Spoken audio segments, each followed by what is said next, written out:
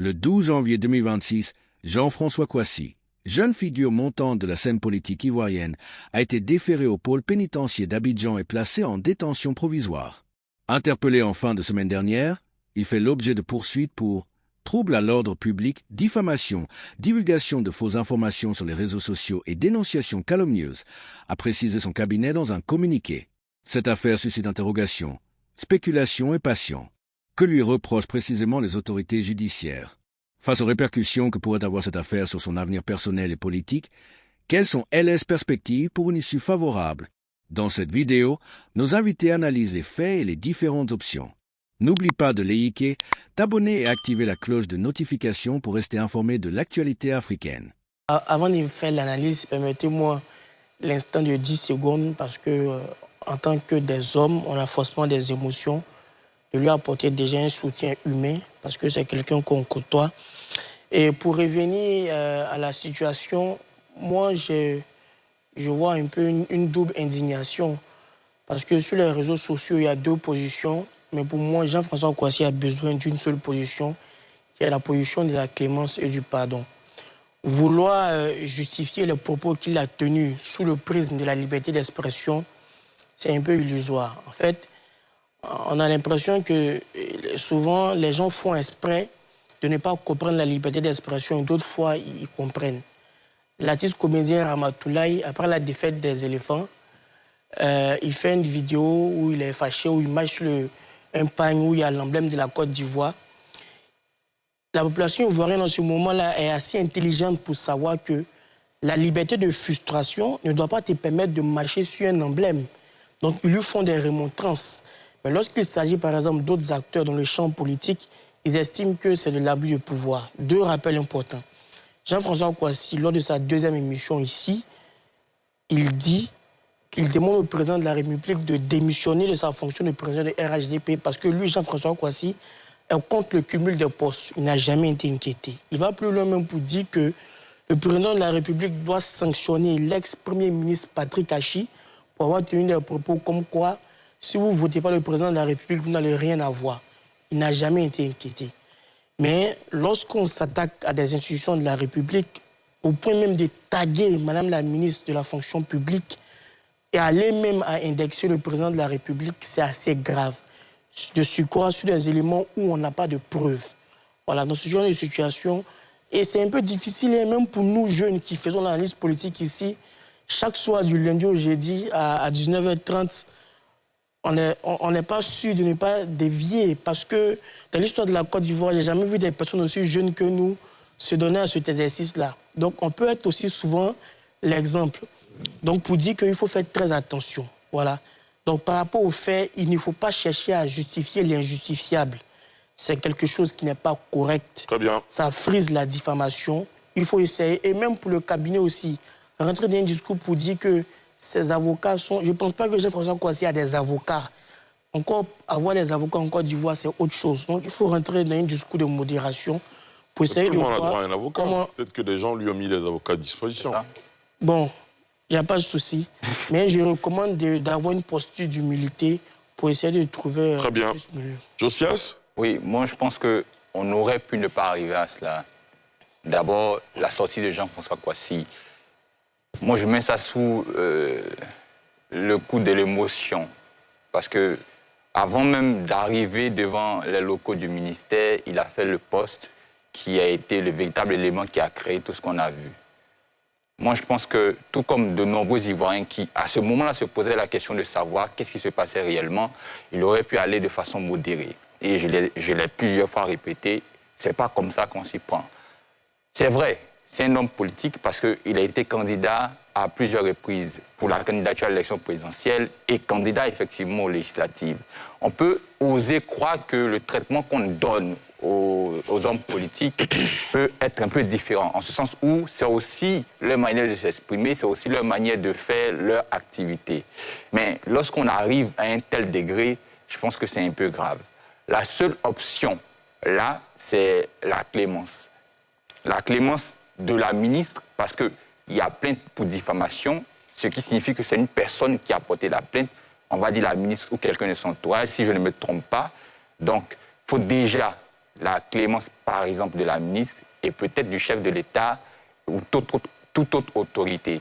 Mais la situation dans laquelle on se trouve, je pense qu'on aurait pu ne pas arriver là. Il y a aussi autre chose. Aujourd'hui, par exemple, ça n'a rien à voir avec l'affaire GFK. Il y a la question du tourisme, où il y a un influenceur du nom de iShowSpeed qui bientôt va passer en Côte d'Ivoire. Et les Ivoiriens ont appris que pour la signature, pour gérer l'affaire, il y a le fils du président de l'Assemblée nationale, Bictogo, qui était au centre de l'affaire. Donc on se posait la question de savoir comment est-ce que ça s'est fait. Parce que c'est lui qui sera censé guider l'homme, donc gérer l'affaire de façon générale. Donc on se demande à quel moment il y a eu appel d'offres, comment est-ce que cela s'est fait. Donc les Ivoiriens se posaient des questions jusqu'à ce que très rapidement, le ministère du Tourisme produise un communiqué clarifiant tout ce qui se passe. Pour dire que non, ne croyez pas que c'était opaque, pour ne pas dire que ce n'était pas transparent, ne croyez pas ceci ou cela. Voici à la réalité ce qui s'est passé. Et je veux transporter cela, transférer cela dans le cadre du ministère de la fonction publique. Pour dire simplement qu'on aurait pu aussi produire un communiqué où les choses commençaient à se compliquer, où les citoyens se posaient les questions relativement à la situation. On ne l'a pas fait. Ça doit nous servir de leçon pour les jours, les mois, les années à venir, en ce sens où s'il y a des questions qui sont foncièrement posées par les citoyens, qui sont vraiment intenses, il faut produire des communiqués pour expliquer. Alassane? Tout notre soutien à l'ami, il est devenu Jean-François Kouassi, pour cette situation malheureuse qui lui arrive, mais qu'il a aussi cherché. Je pense que je mettrais ça sous le coup de la fougue de la jeunesse. Vous savez, nous autres jeunes, on n'y va pas tellement avec modération sur certains sujets. Et lui, dans sa ligne de conduite, malheureusement, il y a toujours beaucoup d'énergie, il y a beaucoup de fougue. Et je pense qu'il a posé plusieurs fois des actions avant de réfléchir. Alors qu'il devait réfléchir avant de poser certaines actions. Et malheureusement, il en tire aujourd'hui certaines conséquences. On ne va pas faire, comme Alamine l'a dit, taguer la ministre d'État sous une accusation qui est difficilement prouvable, ça a été déjà dit. On ne va pas aller organiser, improviser, c'est même pas organiser, improviser un sit-in dans le centre des affaires, filmer la direction générale des finances, tenir des propos comme il les a tenus. Ça ne se fait pas. Et donc, on demande pardon. Voilà, si jamais notre voix peut porter, on demande pardon pour qu'il soit relâché. Et je pense que ça sera une autre personnalité après cette épreuve. Parce que si c'était la fougue seulement, ou le fait qu'il y ait beaucoup de millions, aujourd'hui, de milliers de personnes qui sont abonnées à ces réseaux sociaux et l'appellent mon président, je pense qu'il aura été désillusionné. Parce que parmi tout cela, les sentiments, les avis sont partagés. Et le soutien, il est très faible. Très bien. Guillaume?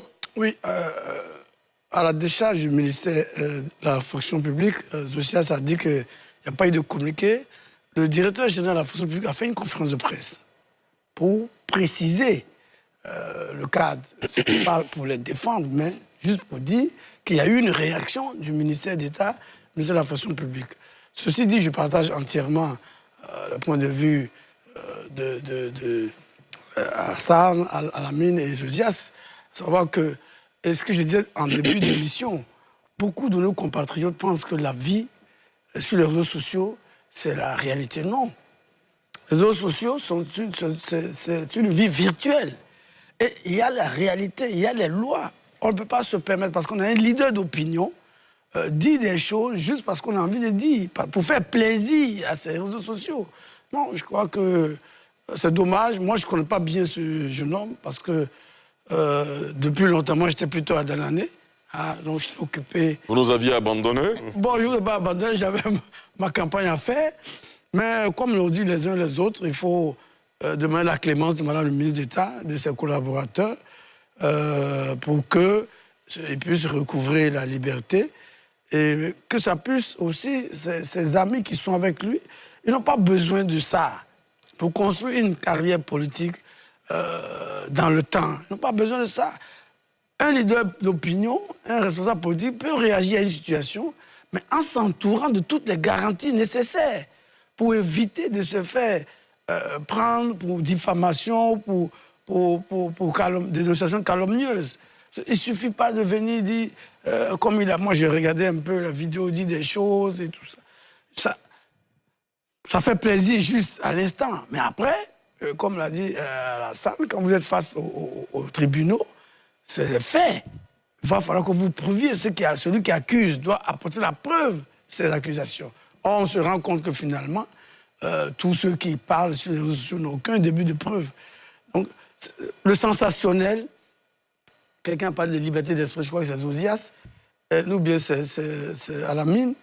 Il faut que les gens, nous qui sommes journalistes, on connaît très bien la limite entre la liberté d'expression, la liberté de la presse et la liberté tout court.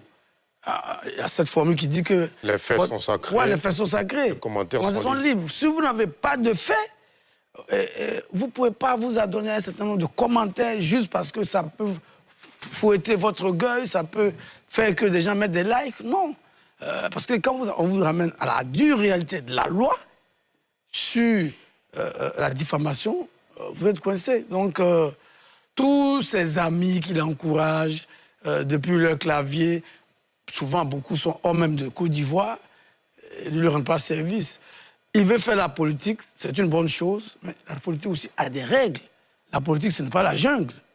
Alors, on ne fait pas tout ce qu'on veut, parce qu'on est simplement un leader politique. Donc, beaucoup de courage à ses proches. Merci beaucoup. Au terme de cette analyse, une chose est sûre, l'affaire Jean-François Kouassi dépasse le simple cadre judiciaire. Elle interroge notre rapport à la liberté d'expression, à la responsabilité politique et à l'état de droit. Que penses-tu de cette situation que traverse ce jeune politicien GFK qui a réussi à gagner le cœur d'une partie de la jeunesse ivoirienne? Ton avis nous intéresse en commentaire. À bientôt sur ta chaîne préférée pour un nouveau débrief de l'actualité africaine.